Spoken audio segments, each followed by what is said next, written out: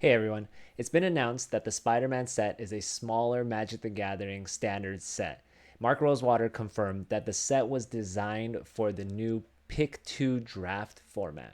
So I just want to talk about what are the implications of a smaller set like Spider-Man and how is that going to affect the pack opening experience as well as the singles prices and the draft experience.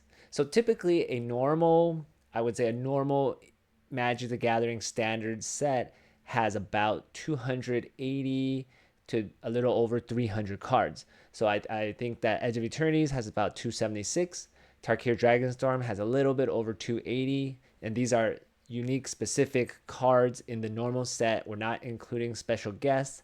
And we're not talking about all of the different variants, different showcase, borderless, or any other special treatments. Just unique cards in the regular standard set. And Final Fantasy had a little bit more at around 309. So the rumor is, while we don't have an exact number for what Spider-Man's going to be, it is expected to be closer to 200. So it could be a little bit under 200 or just a little bit above. So we're expecting around 80 cards less in the Spider-Man set. And it's also been announced by Mark Rosewater that the set is designed for pick 2 draft and that there are only 5 archetypes in the Spider-Man set. So typically we have about 10 archetypes in a regular Magic the Gathering set, and that's just 2 colors per, like the 2 color combinations. There are 5 colors in Magic the Gathering, and then if you combine each one with the others, you end up with 10 archetypes, 10 different types of decks you can have. But because the Spider-Man set is smaller and designed for pick 2, it's only going to support 5. And the last time we had a set that only supported 5 archetypes, it was Strixhaven. So if you remember Strixhaven, you were kind of forced into one of the 5 schools of the Magic at the school, and you had to play those because all of the synergies, all of the mana fixing were so closely related to those archetypes that you either played that and could do well, or you just drafted a bunch of random cards and your deck most of the time was not going to be good enough. And so that's what we had in Strixhaven. A lot of people did like the Strixhaven set. I personally liked it at the time. Currently don't really like it too much. Magic has evolved a lot since then. Strixhaven was very slow. Magic is a very fast draft game now. But Spider-Man is going to be 5 archetypes and it only has 200 cards. Now, Strixhaven had more cards than that. It was a normal size set. Spider-Man's going to have less. So I'm going to show you just the post from Mark Rosewater. So here on his blog talk, it said somebody asked, will Spider-Man be 4-player pick 2 draft on Arena? Arena will have pick 2 draft. So he has confirmed that this is going to that Spider-Man set is going to have the pick 2 draft on Arena. Somebody else asked Mark Rosewater, as a predominantly limited only player, I'm worried about Spider-Man and balancing for sealed 8-player draft. Are my concerns valid? And Mark Rosewater says the set is more designed for pick 2, aka 4-player draft, than 8-player. For example, there are 5 core draft archetypes, not 10. So that's been confirmed. And then here we have Mark Rosewater saying, so the question was, Spider-Man seems to have 80-ish less cards than EOE, Edge of Eternity, and other standard sets. How is that going to affect draftability? So a lot of draft-related questions. His answer was, Spider-Man was designed specifically for our new pick 2 draft format. It's the same as booster draft with 2 exceptions. There are only 4 drafters and you draft 2 cards at a time out of the booster. It's much faster draft format and requires half the people. Try it out. So they really seem to be pushing this pick 2 draft format. They also announced that they're going to be doing like the stores are going to be hosting pick 2 draft events. They're going to have pick 2 draft on Arena. They're pushing this very hard. So it could either be because the set is really, really bad for a typical 8-person draft. We'll just have to see. Or this is like they're really pushing this as a way to get more people into drafting, right? Commander is a 4-player format. So maybe they could get those commander players to also start drafting, which would mean they're going to be buying more packs. And maybe they just want, I'm certain that they do want more people drafting in general, because the more people who draft, the more packs they sell, more money Hasbro makes. Don't get me wrong, I love drafting. That is literally the only way I play Magic the Gathering. I don't play Standard. I don't play Constructed. I don't even really enjoy playing Commander. I do have Commander decks and I play it, but I would much rather be drafting. So I have not tried the Pick 2 draft format. I will be doing it and showcasing and explaining that on my channel soon. But as of right now, I have not tried it.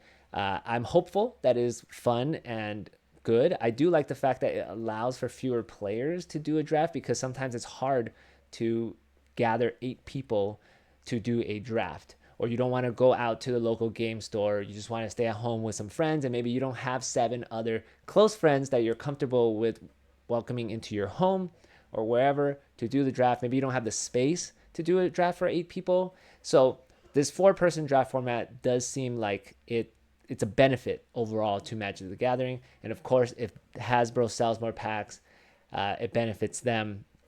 But I think that it's one of the best ways to play Magic. And if you've never tried it, you definitely should give it a try, even if it has to be this new Pick 2 draft. So what is the fact that the Spider-Man set being a smaller set, how is that going to affect booster pack opening, right? So here, I'm going to come back. So there was rumors that this set was going to be more like the Assassin's Creed set.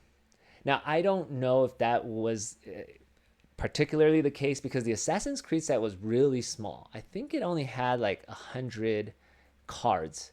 That was never intended to be a draftable set, or it was not standard. It was just some Universes Beyond for fun, for collectors, for people who are into Assassin's Creed, and they did the Beyond boosters.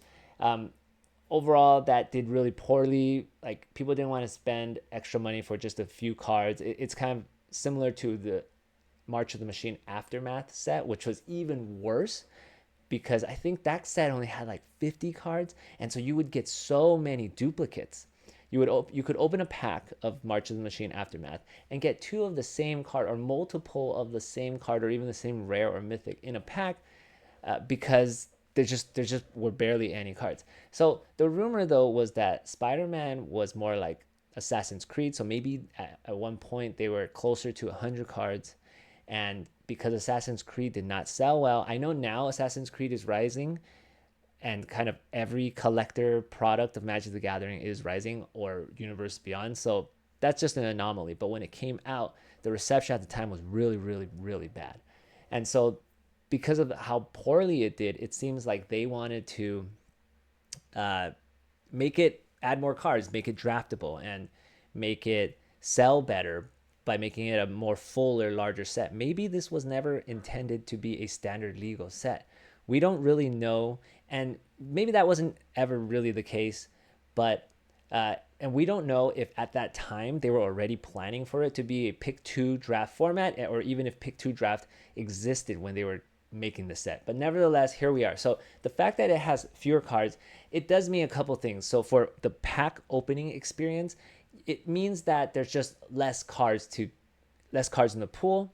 So you're more likely going to hit the card that you want, or you're more likely going to hit one of any given particular card, because there's just fewer cards. And what that could do is that could bring the price of singles down more than they normally do, because it's just, we're assuming a large number of these packs are going to be open. Perhaps just as much as any regular set. We're not talking about Final Fantasy, because Final Fantasy is really wild in terms of demand out there, but just any normal set, maybe even more than a normal in-universe Magic set. So there's just going to be more singles, and more of the same singles flooding the market, which will reduce the price of the singles. When you are opening the packs, you might see more of the same cards. Of course, I am certain they're going to reserve the best cards for the collector pack, and it's going to be difficult to get it. So there will definitely be a couple of cards that are worth a lot or way more than any of the other ones, but most of them will be cheaper than normal. So that's going to happen in terms of the singles prices. The pack opening experience, I think there are enough cards to where it won't really be that repetitive, and certainly not to the point of March of the Machine Aftermath. So I think the pack opening experience would typically be about the same. There's certainly, I don't think it's going to be as fun because you won't have as much variance. You won't have as many different things going on, popping out. Like, look at Edge of Eternity's collector packs. Those collector packs are really fun to open. You have the Stellar Sight lands. You could get that in, so many different treatments. You could even get the poster version, and that comes in every single pack of the collector packs. You also have the Shock lands, and then those other lands like the Gaia's Cradle land or the Tolarian Academy lands. And you have so many different treatments. There's Galaxy foils and all of that. And there's so many cards in Edge of Eternities. But Spider-Man, I've made another video about opening the collector packs. It just doesn't seem like there's going to be that much variety.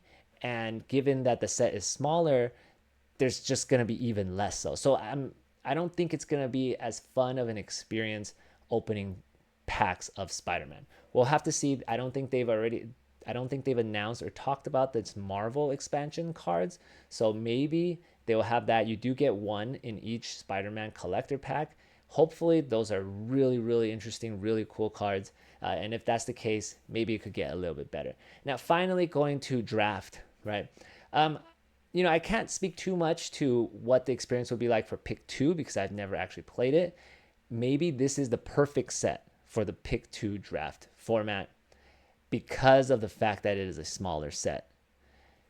But I think that because it's a smaller set, I think it's going to be hurt. The 8-person draft will be hurt quite a bit. And I don't even know, is that even going to be available on Arena doing the 8-person draft? And don't forget, they don't have the rights to the digital rights to this set. So whatever is going to be on Arena, it will be Pick 2, but it won't be Spider-Man. It's going to be the same cards in terms of the mechanics, but the art, the names, they will be different. It's going to be really strange. So I think if you're doing a regular 8-person draft, like in person, I think it's going to it's just going to be kind of boring, more boring than your typical draft format because there are fewer cards. So you're going to be seeing more of the same decks or the same, like there's only 5 archetypes. So people are going to be fighting over certain cards that do well in certain archetypes, or more people fighting over archetypes. Maybe some people don't get into an archetype and they're just playing a bunch of random cards. So you're going to see just like more repetitive decks, people fighting over certain cards in draft, or people with the same, like you're gonna see multiple people with the same decks if it just so happens to be like one archetype that's way better than the others. Like who knows what the balance is gonna be like in Spider-Man. They have been doing a pretty good job of designing draft sets for like the last couple of years. So I'm gonna give them the benefit of the doubt that everything will be okay, right? I think in the end, the pack opening experience will be okay, although I don't think it's worth opening the collector packs of Spider-Man unless they show something better than what they have right now, and especially how expensive Spider-Man is. And I think that the Pick 2 draft format, I'm hopeful that it will be just as fun as normal drafting, and the fact that it only requires 4 players makes people be able to draft more easily. So I'm hopeful that will happen and more people will get into drafting. But probably the 8-person draft is going to be hurt a little because of that. And I think that's okay in a way because, you don't really have to live with it for that long because Avatar is going to come out in like less than 2 months after the release of Spider-Man. Or you can just skip Spider-Man, don't draft it. It's very expensive. Just keep drafting Edge of Eternities, Tarkir Dragonstorm, or even Final Fantasy, but Final Fantasy is probably going to be even more expensive. Anyway, let me know what you think about how is this smaller set going to affect Spider-Man. Are you going to try the pick two draft format? Are you going to continue doing 8-person draft? Are you going to draft on arena? What are you going to do about the omen paths? Thanks for watching as always, guys, and I'll see you next time.